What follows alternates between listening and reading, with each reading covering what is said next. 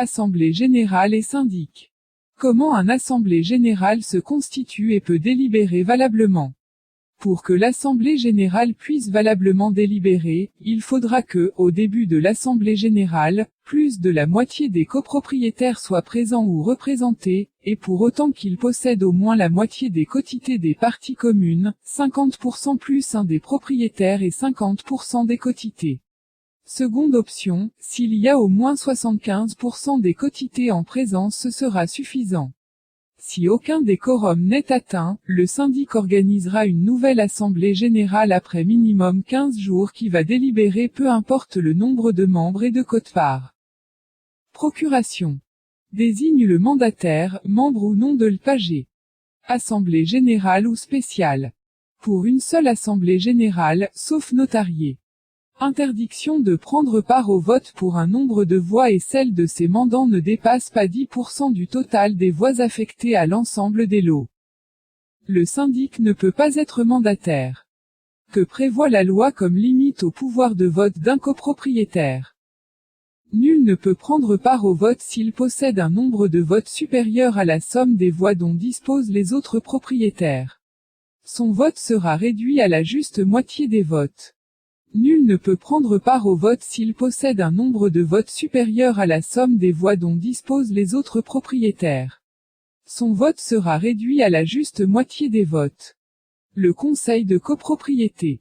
Il se compose de quelques copropriétaires qui ont pour mission de contrôler le travail du syndic. À cet effet, il peut prendre connaissance et copie, après avoir avisé le syndic, de toute pièce, document se rapportant à la gestion ou intéressant la copropriété.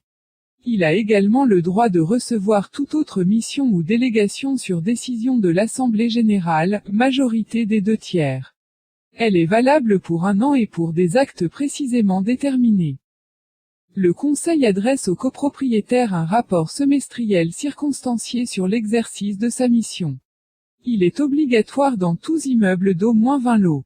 Pour les autres, il est facultatif mais très conseillé. Le syndic peut également utiliser le conseil de copropriété afin de filtrer les demandes parfois inutiles des copropriétaires.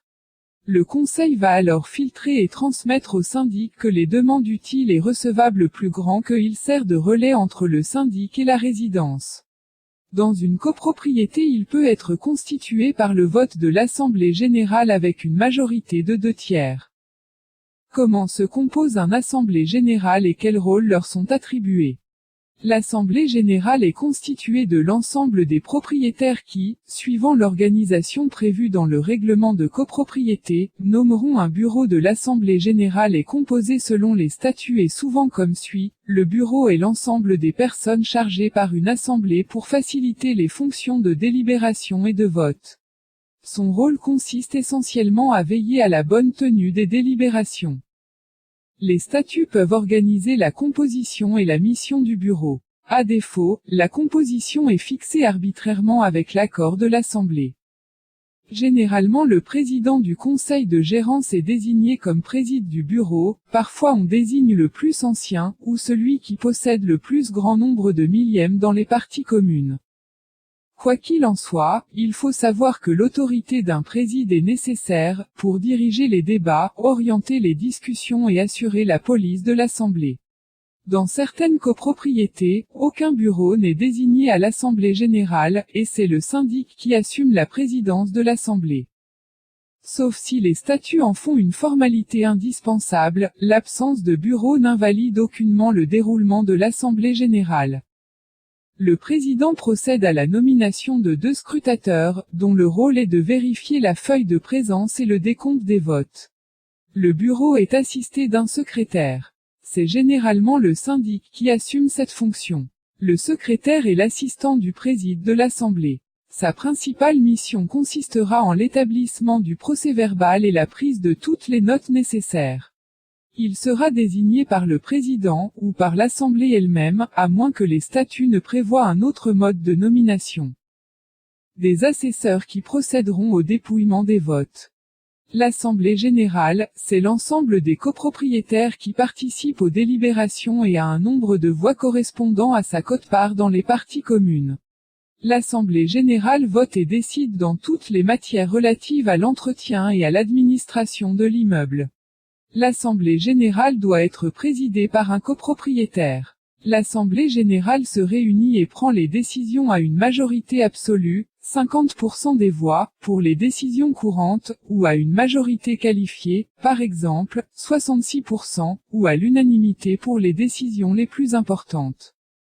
Les décisions de l'Assemblée générale doivent être respectées par tous, il existe cependant une possibilité de demander judiciairement l'annulation d'une décision irrégulière ou frauduleuse. Le délai d'introduction par un copropriétaire d'une action en justice afin d'annuler ou de réformer une décision irrégulière, pas autorisée ou la bonne majorité n'a pas été respectée, frauduleuse, qui nuit à quelqu'un, ou abusive, qui n'est pas justifiée par un intérêt commun et qui cause un préjudice disproportionné, de l'Assemblée générale est portée de 4 mois, depuis le 1er septembre 2010, et se calcule à partir de la date à laquelle l'Assemblée générale a eu lieu. Mais attention, une décision sera validée de manière contraignante et définitive sans aucun recours possible si elle a été prise à l'unanimité. La nouvelle loi prévoit des règles plus précises relatives au mode de convocation, au fonctionnement et au pouvoir de l'Assemblée générale, notamment. Son contenu, la convocation à l'Assemblée générale indique le lieu, le jour et l'heure auquel aura lieu l'Assemblée, ainsi que l'ordre du jour avec le relevé des points qui seront soumis à discussion et les propositions écrites des copropriétaires qui auront été émises dans les délais impartis. La convocation doit également préciser les modalités de consultation des documents importants pour l'ordre du jour. La convocation est envoyée par lettre recommandée à la poste à la dernière adresse connue du syndic, à moins que les destinataires n'aient accepté, individuellement, explicitement et par écrit, de recevoir la convocation par un autre moyen de communication. Sauf dans les cas d'urgence, la convocation est communiquée 15 jours au moins avant la date de l'Assemblée, à moins que le règlement de copropriété ne prévoie un délai plus long. Les abstentions, les votes nuls et blancs ne sont pas considérés comme des voix émises pour le calcul de la majorité requise. Convocation de l'Assemblée générale. L'Assemblée générale ordinaire sera convoquée au cours de la période annuelle de 15 jours fixée dans le règlement de copropriété de l'immeuble ou groupe d'immeubles. L'Assemblée générale peut décider de déplacer la période mais par majorité absolue car cela implique en principe une modification du règlement de copropriété. C'est en principe au syndic qu'il revient de convoquer une assemblée générale. Le syndic tient une assemblée générale au cours de la période fixée par le règlement de copropriété ou chaque fois qu'une décision doit être prise d'urgence dans l'intérêt de la copropriété. Le syndic peut tenir une assemblée générale sur requête d'un ou plusieurs copropriétaires qui possèdent au moins un 5e des parts dans les parties communes. Si le syndic ne donne pas suite à cette requête dans les 30 jours, un des copropriétaires qui a cosigné la requête peut convoquer lui-même l'assemblée générale sans aucune intervention du syndic. Il devra y stipuler le lieu, la date et l'heure où elle se déroulera.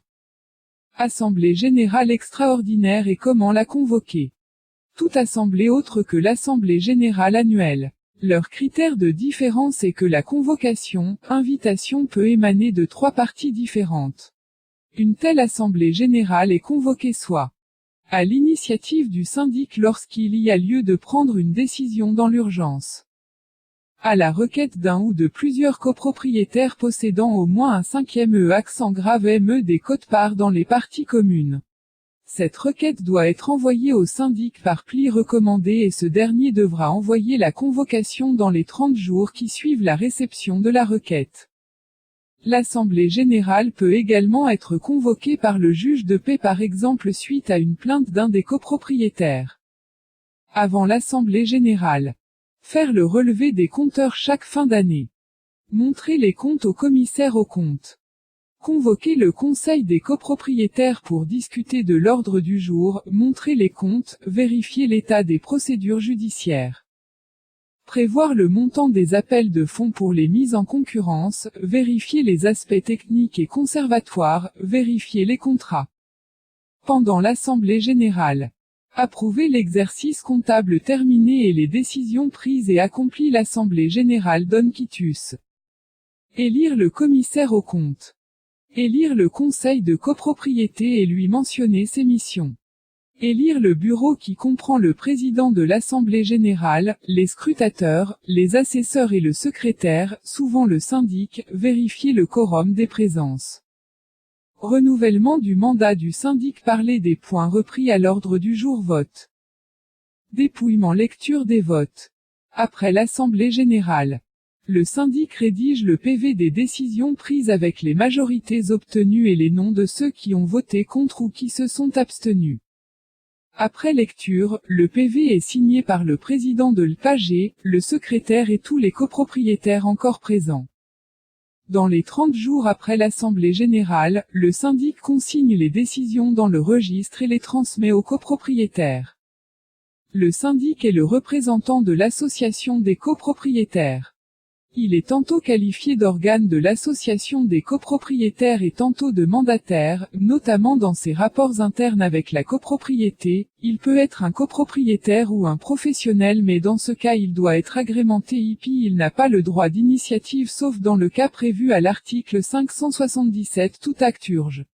Généralement c'est la première assemblée générale qui désignera le syndic de l'immeuble, mais il peut aussi être nommé par la première assemblée générale lorsqu'il n'a pas été désigné dans le règlement de copropriété ou aussi dans le juge de paix à la demande de tout copropriétaire. Si un syndic n'a pas été désigné par le règlement de copropriété ni par la première assemblée générale, une fois élu, un contrat écrit doit être établi entre le syndic et l'association des copropriétaires. Le syndic est en effet le mandataire de l'association des copropriétaires. Il peut décider seul d'actes conservatoires ou d'administration provisoire. La durée de son mandat est de 3 ans et peut être renouvelée par décision de l'Assemblée générale. L'Assemblée générale peut toujours révoquer le syndic à tout moment. Très concrètement, il faut convoquer une Assemblée générale extraordinaire et voter la révocation du syndic à la majorité absolue. C'est très déconseillé, dangereux et paralysant pour l'association des copropriétaires. Les obligations du syndic. 1. Organiser et convoquer l'Assemblée générale statutaire au minimum une fois par an. 2. Exécuter les décisions de l'Assemblée générale. 3. Effectuer le travail de secrétaire. 4. Participer aux X réunions des conseils de copropriété, prévus dans son contrat. 5. Gérer tout l'administratif en matière de contrat, tenir le cahier des charges des différentes prestations, vérifier le travail de chacun. 6. Prendre toutes les mesures conservatoires, intervenir en cas d'urgence, entretenir le bâtiment en bon père de famille. 7. Gestion administrative et de comptabilité, appel de fonds. 8. Il veillera à la trésorerie et il émettra des budgets prévisionnels cohérents qui seront présentés via le commissaire aux comptes et un rapport de gestion complet prêt pour l'Assemblée générale, et ce pour avoir un quitus. 9. Responsable de la gestion technique de l'immeuble, tout doit être en conformité. 10. Contracter une police d'incendie, en général ce n'est pas obligatoire sauf pour les copropriétés où ça l'est. 11. Contracter une police d'assurance professionnelle et une responsabilité civile incendie. 12. Obligation d'ouvrir 2 comptes distincts, fonds de roulement, fonds de réserve. L'acte de base. L'acte de base est un acte authentique, la fiche technique de l'immeuble qui comprend la description de l'ensemble immobilier et les parties privatives et communes ainsi que la fixation de la quote-part des parties communes afférentes à chaque partie privative, cette quote-part étant déterminée en tenant compte de leurs valeurs respectives fixées en fonction de la superficie nette au sol, de l'affectation et de la situation de la partie privative sur base d'un rapport motivé d'un auteur, d'un géomètre expert, un architecte ou d'un agent immobilier. Ce rapport est repris dans l'acte de base. Pour déterminer une quote-part d'un bien, on va regarder sa superficie, sa destination, son élévation, orientation. La quote-part.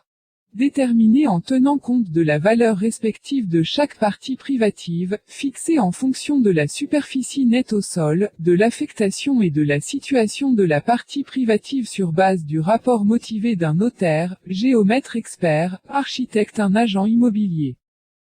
Il va servir à déterminer les montants des fonds à payer et le pouvoir de vote du copropriétaire. Pour déterminer une quote-part d'un bien, on va regarder sa superficie, sa destination, son élévation, orientation. Les quotités. C'est une quote-part indivise que chacun des copropriétaires possède dans les parties communes. Elles servent à calculer les charges communes de chacun, le fonds de roulement. Les statuts doivent régler le mode de calcul de la répartition des charges. Ces charges ne peuvent être réparties que selon les critères prévus par la loi. Elles déterminent le pouvoir de vote lors de l'Assemblée générale. Permet également avec une quote-part de 20% des parties communes de convoquer une Assemblée générale extraordinaire. Qu'est-ce qu'une charge de copropriété? Les charges de copropriété désignent les contributions que doivent verser les copropriétaires en vue du paiement des frais et des dépenses nécessaires au fonctionnement d'une copropriété. Ces coûts comprennent notamment les frais d'administration, d'entretien et de conservation de l'immeuble. Toutes ces charges entraînent des frais qui vont se répartir entre les copropriétaires en fonction des quotes-parts de copropriété définies dans l'acte de base. Distinction entre parties communes et privatives. Partie commune, la quotité terrain, fondation, toiture, murs extérieurs, canalisation en dehors des périmètres des appartements, escaliers, couloirs, portes de hall d'entrée, ascenseurs. Chaque quotité privative détient plus ou moins entre 12 000 et 15 000 de la valeur du terrain. Partie privative, appartements, murs intérieurs, parking, cave, mobilier de cuisine, portes, installations sanitaires, grenier, le revêtement de sol, canalisation verticale et horizontale dans l'appartement nous appartient, dans le périmètre de l'appartement c'est privatif. Qu'est-ce que le fonds de roulement? Art 577 à 11,5 degrés. Chaque copropriétaire doit verser sa quote-part dans le fonds de roulement. C'est un appel de fonds réalisé par le syndic correspondant à une somme provisionnelle forfaitaire versée trimestriellement par chaque copropriétaire. Le fonds de roulement a pour but de subvenir aux dépenses périodiques engendrées par la copropriété. Il est voté par l'Assemblée générale et est établi sur base du budget provisionnel annuel dressé par le syndic afin qu'il puisse le mettre en œuvre. Vu qu'il s'agit d'une provision forfaitaire versée, le syndic va dresser périodiquement, généralement une fois par an, les comptes et faire un bilan annuel afin de restituer l'excédent par rapport à la provision versée ou réclame le solde éventuel. Au moment de l'acte de vente, il n'y aura pas de décompte à faire entre les parties, vendeurs et acquéreurs, qui devront simplement informer le syndic de la date de la vente, de l'identité de l'acquéreur et des clauses de l'acte relatives au partage des charges. Le syndic devra faire un décompte et restituer au vendeur sa quote-part dans le fonds de roulement, sous déduction des charges dues à la copropriété jusqu'à la date de l'acte de vente. Il réclamera en même temps à l'acquéreur une somme destinée à reconstituer ce fonds. Qu'est-ce que le fonds de réserve? Art 577 à 11,5, 2 degrés alinéa. Il est constitué par des avances effectuées par les propriétaires, suite à des appels de fonds, qui vont permettre de faire face à des dépenses non périodiques ou de grosses réparations. La quote-part dans le fonds de réserve du vendeur restera la propriété de l'association des copropriétaires. Désormais, la loi impose à toute copropriété de disposer d'un fonds de réserve équivalent à 5% du montant global du budget annuel. Le 7 juin dernier, la réforme de la loi sur la copropriété a été approuvée à la Chambre. La nouvelle loi vient d'entrer en vigueur ce 1er janvier 2019. La loi impose à toute copropriété de disposer d'un fonds de réserve équivalent à 5% du montant global du budget annuel. C'est obligatoire mais on peut y déroger car il s'agit d'une loi supplétive et pourrait donc être votée par l'Assemblée générale mais attention aux majorités à respecter. Les différents quorums. Les règles en matière de quorum de présence à l'Assemblée générale, de limitation du droit de vote et de procuration sont plus détaillées depuis le 1er septembre 2010. La loi prévoit deux types de quorum, c'est-à-dire le nombre de copropriétaires présents ou représentés lors de l'Assemblée générale. Premier quorum, pour qu'une assemblée générale se tienne valablement, il doit y avoir 50% plus un copropriétaire présent ou représenté et au moins 500 millièmes des quotes-parts dans les parties communes. Second quorum, pour qu'une assemblée générale se tienne valablement, il doit y avoir des copropriétaires présents ou représentés qui ont plus de 750 millièmes des quotes-parts dans les parties communes.